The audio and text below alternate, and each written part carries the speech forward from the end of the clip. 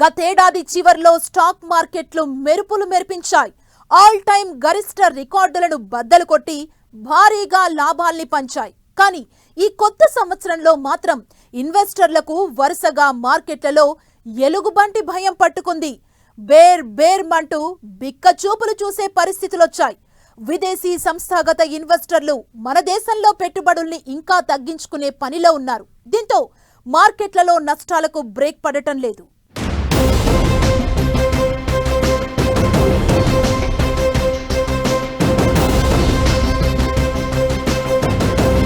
షాక్ల మీద షాక్లిస్తున్న స్టాక్ మార్కెట్లు 2 రోజుల్లో 15 లక్షల కోట్ల సంపద ఆవిరి, పతనమవుతున్న రూపాయి.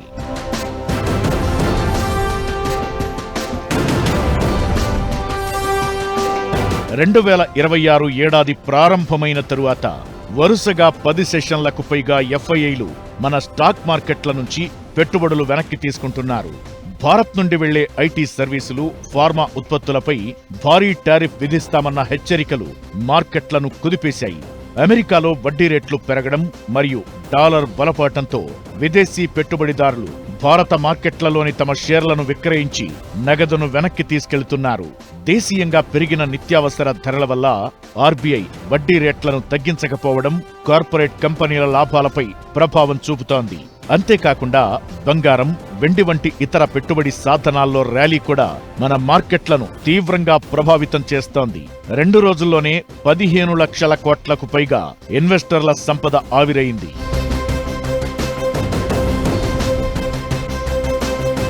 మన మార్కెట్లలో నష్టాలకు ప్రధానంగా ట్రేడ్ వార్ ఆందోళనని కారణంగా చెప్పొచ్చు. అమెరికాకి వ్యతిరేకంగా యూరోపియన్ యూనియన్ బజూకా ట్రేడ్ కి దిగుతామని ప్రకటించింది. ఇది ప్రపంచ దేశాల మధ్య ట్రేడ్ వార్ కి దారితీస్తుందనే ఆందోళనని పెంచింది. అలానే మన కార్పొరేట్ కంపెనీల 3వ త్రైమాసిక ఆర్థిక ఫలితాలు నిరాశపరచడం కూడా సెంటిమెంట్ ని నెగటివ్ గా చేస్తోంది. వీటికి తోడు అంతర్జాతీయ ప్రతికూల సంకేతాలు రావడంతో ఇన్వెస్టర్లు ఆందోళనలు, లాభాల స్వీకరణ, అమ్మకాల ఒత్తిడికి గురవుతున్నారు. చమురు ధరలు పెరగడం, నిఫ్టీ భారీగా నష్టపోవడం, ఇలా పలు కారణాలతో స్టాక్ మార్కెట్లు తీవ్ర ఒడిదుడుకులకు లోనవుతున్నాయి.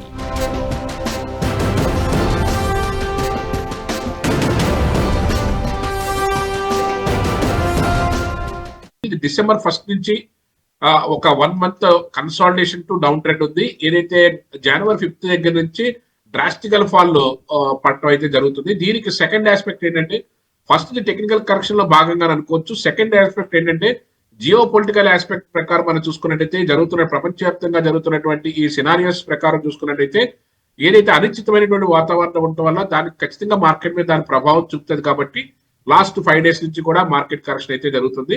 అందులో భాగంగానే మన ఇది మార్కెట్ అప్ అండ్ డౌన్స్ అన్నది ఇట్స్ ఏ కామన్ థింగ్. ఈ మాత్రం మార్కెట్ కరెక్షన్ జరగడం అన్నది అంటే అబ్నార్మల్ గా అనిపించినప్పటికీ కూడా మార్కెట్ లో గత చరిత్ర చూసుకున్నట్టయితే మార్కెట్ లో up and downs is a common thing. ఇది ఆల్రెడీ 18,000 దగ్గర నుంచి మార్కెట్ పెరుగుతానే వచ్చింది. ఇక 26,000 దగ్గర ఒక 1,500 నుంచి 200 పాయింట్ కరెక్షన్ అయితే జరిగింది. మన కరెన్సీ విలువ కూడా స్టాక్ మార్కెట్లకు పోటీగా అన్నట్లుగా పతనం వైపు అడుగులు వేస్తోంది. ఇంటర్నేషనల్ మార్కెట్లో డాలర్తో రూపాయి మారకం విలువ $91.74 ఆల్ టైమ్ కనిష్టానికి పడింది. దేశీయ ఈక్విటీ మార్కెట్ల నుంచి విదేశీ ఇన్వెస్టర్లు తమ నిధుల్ని తరలిస్తున్నారు. అమెరికాతో ఇండియా వాణిజ్య ఒప్పందం ఆలస్యమవుతుండడం సెంటిమెంట్ ను దెబ్బతీస్తోంది. దీనికి తోడు అంతర్జాతీయంగా నెలకొన్న అనిశ్చిత పరిస్థితులు కూడా తోడయ్యాయి. డిసెంబర్లో ఒకసారి డాలర్తో 91 మార్కు దాటిన రూపాయి మారకం విలువ ఇప్పుడు దాన్ని దాటి కనిష్ట స్థాయికి విలువ పడిపోవడం మార్కెట్లను కలవరపెడుతోంది.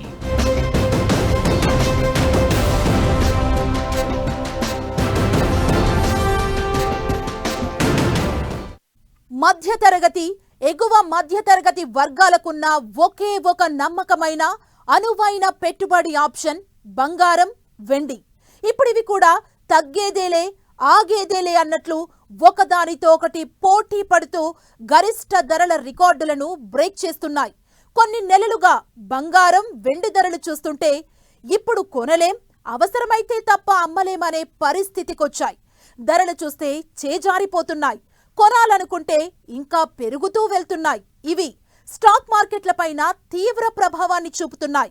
బంగారం, వెండి ధరలకు స్టాక్ మార్కెట్లకు లింక్ ఏంటి? ఇంతకీ ఇప్పుడు గోల్డ్, సిల్వర్ కొనాలా, దగ్గరున్నది అమ్మాలా, ఏది బెటర్ ఆప్షన్ అనే కన్ఫ్యూజన్ వెంటాడుతోంది.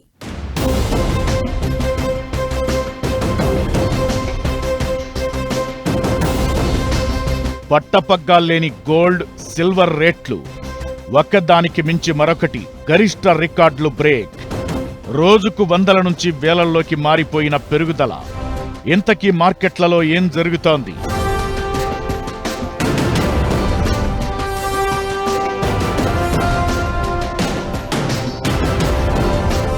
అసలు తులం బంగారం 30,000 కొనొచ్చా, కరెక్ట్ టైమేనా అనుకున్నారు. ఇప్పుడు చూస్తే 5 రెట్లు పెరిగి 1,50,000 దాటేసింది.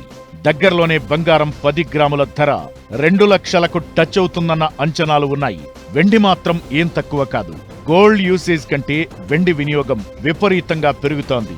రూపాయి పతనంతో ఇన్వెస్టర్లు వెండిపైన ఇన్వెస్ట్ చేయడం పెరుగుతోంది. అలా వెండి కిలో ధర 3 లక్షల మార్కును దాటి 3.5 లక్షల దిశగా జెట్ స్పీడ్తో పరుగులు పెడుతోంది. ప్రస్తుతం 3,40,000 రూపాయలకు అటు ఇటుగా కదులుతోంది. దీంతో కమోడిటీస్లో వెండికి ఎక్కడ్లేని గిరాకీ వచ్చేసింది. ఒక్క ఏడాదిలో 250% వెండి ధర పెరిగిందంటే మాటలా?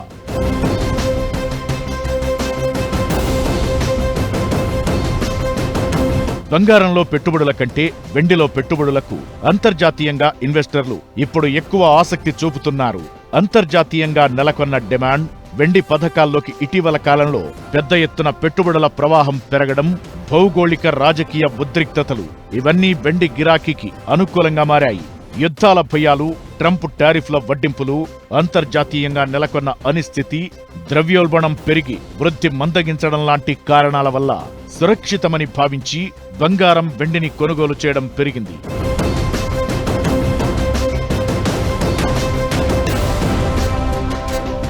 గతంతో పోల్చితే ఇప్పుడు వెండికి ఆభరణాల రంగాన్ని మించి పారిశ్రామిక గిరాకీ అధికంగా ఉంది. సెమీ కండక్టర్, సౌర విద్యుత్, విద్యుత్ వాహన విభాగాల నుంచి వెండికి గిరాకీ పెరుగుతోంది.